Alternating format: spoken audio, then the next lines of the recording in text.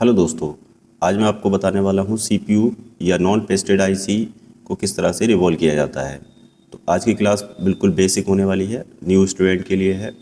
तो देखिए, सबसे पहले सीपीयू या किसी तरह की आईसी को निकालने के लिए उसके दो साइड कम से कम हम फ्लेक्स पेस्ट लगाएंगे। इससे क्या होता है, टेम्परेचर मेंटेन होता है, फ्लेक्स आईसी के अंदर पहुंच जाता है, लेकिन पेस्टेड में नहीं पहुंचता है। पेस्टेड आईसी को आप बिना पेस्ट लगाए, फ्लेक्स पेस्ट लगाए निकाल सकते हैं। दूसरा, माइक्रोस्कोप होना बहुत ज़रूरी है।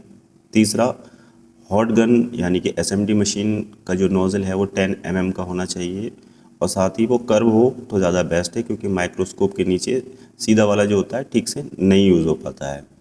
एसएमडी मशीन की हीट कम से कम 350 C रखेंगे। हर एक एसएमडी मशीन की हीट और एयर डिफरेंट होती है, लेकिन 350 पे सभी मशीनें निकाल देंगी। और लगभग 40 से 50 सेकंड सीपीयू या आईसी को हीट करना चाहिए, उसके बाद उसको निकालना चाहिए।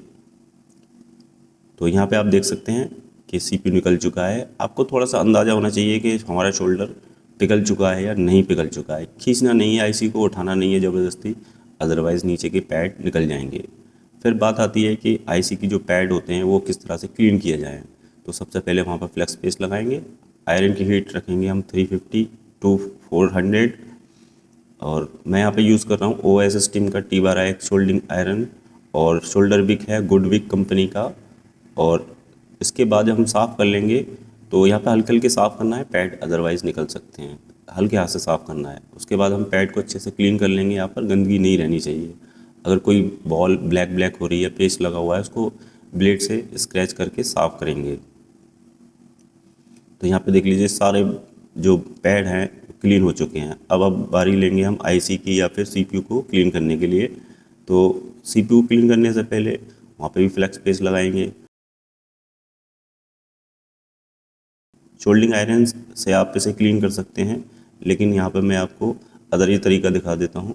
यहाँ पर हम शोल्डर विक का एक छोटा सा टुकड़ा लेंगे, एसएमडी मशीन से सीपीयू को या आईसी को हीट करेंगे और हल्के हाथ से इसको क्लीन कर देंगे। इस तरह से सीपीयू का कोई भी पैड डैमेज नहीं होगा। बहुत आसानी से क्लीन हो जाता है, कोई दिक्कत नहीं आती है। बस आपको सॉकेट में सीपीयू या आईसी को फंसा लेना है ताकि वो हिले ना। और यहाँ पर हमने हीट रखी थी 300 C, 350 की भी ज़रूरत नहीं है। 300 C पे ही आराम से शोल्डर पिघल जाएगा। उसके बाद क्लीन करेंगे, फिर हम रिवॉल्व करेंगे, और रिवॉल्व हम करेंगे यूनिवर्सल इंस्टेंसिल से। तो यहाँ पर हम पीपीडी पेस्ट यूज़ कर रहे हैं मैकेनिक कंपनी का 183C, जो कि सीपीयू और या किसी आईसी के लिए सबसे बेस्ट होता है मेरी नज़र में। मैं बहुत सालों से यूज़ कर रहा हूँ। और यहाँ पर जब हम पीपीडी फिल करेंगे, शोल्डर पेस्ट फिल करेंगे, तो उसको बहुत ज़्यादा प्रेस नहीं करना है। साथ ही शोल्डर पेस्ट के अंदर लिक्विड कम होना चाहिए। अगर ज़्यादा है लिक्विड उसके अंदर यानी कि फ्लेक्स पेस्ट, तो उसको किसी कॉटन के कपड़े से दबा करके कम कर लेंगे। इसके बाद यहाँ पे हीट रखनी है रिवॉल्विंग के लिए 250 यानी कि 250 C।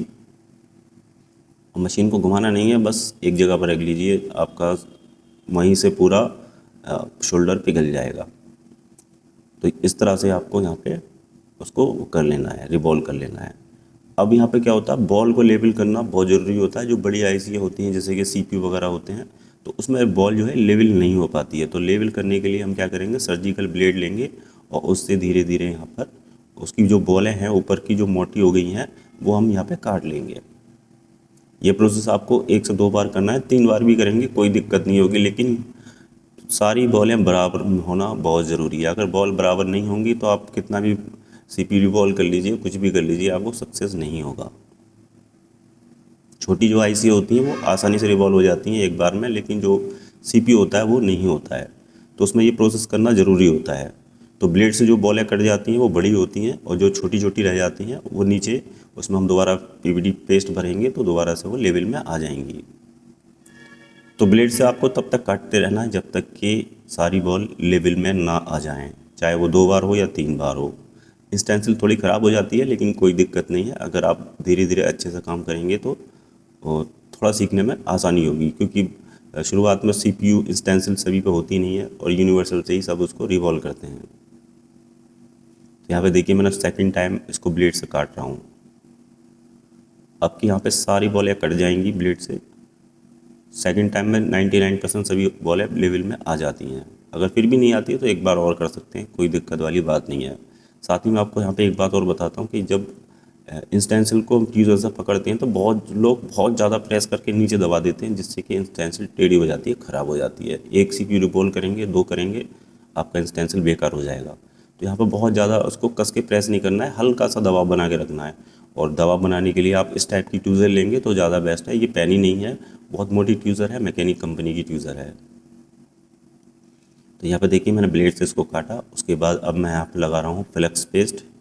कोई सा भी फ्लेक्स पेस्ट यूज़ कर सकते हैं। इससे क्या होगा, जो बॉलें ऊपर उठ के आ गई हैं, कट गई हैं, और वो यहाँ पे बैठ जाएंगी। ये प्रोसेस करना बहुत ज़रूरी होता है अगर आप ब्लेड से कर रहे हैं तो, अदरवाइज़ सारी बॉलें आपस में शॉर्ट हो जाएंगी। हाथ को थोड़ा सा बैलेंस रखना है, हिलाना नहीं है। हीट मैंने यहाँ पे 250C रख रखी है, और 250C हीट पर किसी भी एसएमडी से आप ये प्रोसेस कर सकते हैं। आईसी को निकालने और डालने के लिए हीट 350 यूज़ की जाती है, और रिवॉल्विंग के लिए 250 यूज़ की जाती है। एयर सिस्टम जो होता है वो सभी एसएमडी मशीन का डिफरेंट होता है। मैं यहाँ पे KT 850A+ यूज़ कर रहा हूँ, जिसकी एयर कर रखी है मैंने 2। अगर आपके पास जो कोई भी एसएमडी है, आप उसका हीट इतना रखें कि हीट बाहर निकल के आ जाए, कंपोनेंट उड़े ना। मान लीजिए एक कैपेसिटर निकाल करके मदरबोर्ड में रख लीजिए और उसके ऊपर हीट करके देखिए, अगर वो उड़ रहा है तो हीट ज़्यादा है, कम करके उसको सेट कर लीजिए। तो देखिए हमारा सीपी रिवॉल्व हो चुका है और उस पर एक्स्ट्रा बॉल चिपकी हुई हैं शोल्डर की। अब हम इसको क्लीन करेंगे। क्लीन करने के लिए मैं यूज़ करता हूँ ग्लू रिमूवर। KT कंपनी का ले सकते हैं, रिलायफ का ले सकते हैं। 80 रुपये समथिंग RS का छोटा सा बोतल आता है, उससे बहुत अच्छे से क्लीन हो जाता है CPU वगैरह। तो यहाँ पर आप देख सकते हैं सारी बॉलें लेवल में है, सब कुछ रिवॉल्व हो चुका है, ओके है। अगर फिर भी आपको यहाँ पे फील हो रहा है कि हमारी कोई बॉल डिस्टर्ब है, छोटी है, बड़ी है, तो एक बार और फिर दोबारा से रिवॉल्विंग कर सकते हैं। और इसमें कोई शान वाली बात नहीं है कि आप उसको छोटी बड़ी बॉल को लगाएंगे, अदरवाइज़ आपका CPU सक्सेस नहीं होगा। तो यहाँ पर आप देख सकते हैं क्लीन काफ़ी अच्छा हुआ है, लिक्विड ने अच्छे से क्लीन किया उसको, बॉल भी अच्छे से रिवॉल्व हो चुकी हैं। अब लगाने का प्रोसेस ये होता है कि यहाँ पर फ्लेक्स पेस्ट बहुत ज़्यादा नहीं लगाना है, और लगाने के बाद अगर ज़्यादा फ्लेक्स पेस्ट लगा देंगे तो यहाँ पर CPU तैरने लगेगा। कम ही फ्लेक्स पेस्ट लगाना है।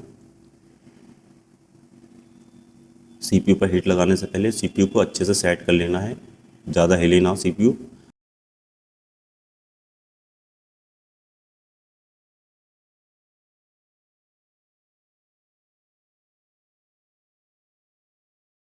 तो दोस्तों यहाँ पर हम यूज़ करेंगे हीट 350C, और मशीन को गोल गोल घुमाना है।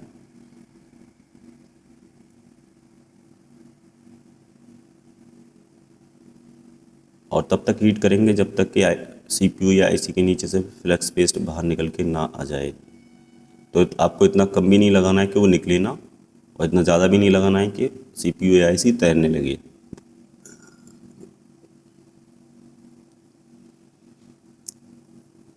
जब फ्लेक्स पेस्ट बाहर निकल के आ जाए तो उसको हल्का सा हिला देना है, ताकि सारी बॉलें अच्छे से सेट हो जाएं। अब उसके बाद ठंडा होने देंगे, बिल्कुल भी गर्म CPU पे हाथ नहीं लगाएंगे, बोर्ड को नहीं निकालेंगे, ठंडा होने देंगे। बोर्ड को ठंडा होना ज़रूरी होता है, अदरवाइज़ सारी IC वगैरह डैमेज हो सकती हैं। तो वीडियो अच्छा लगा हो तो प्लीज़ कमेंट करके ज़रूर बताइएगा। चैनल पे न्यू है तो सब्सक्राइब कीजिएगा। Thanks for watching.